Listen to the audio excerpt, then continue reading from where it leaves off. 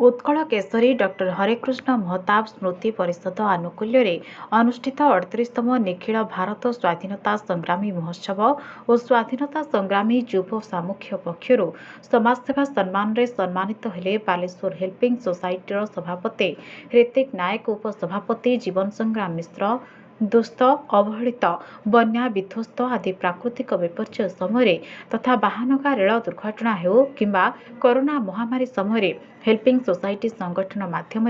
लोकमानंकु साहाय्य और सेवा करिथिबारु सेथिपाई भुवनेश्वर संग्रामी भवन में आयोजित उत्सव में मुख्य अतिथि बाचस्पति श्रीमती सुरमा पाढ़ी समाजसेवा सम्मान रे सम्मानित करने सह मानपत्र उपढौकन दे भविष्य उज्जवल कामना करथिले। यह उत्सव में विभिन्न जिलार स्वाधीनता संग्रामी युव सामुख्यर प्रतिनिधि माने अंशग्रहण करथिले।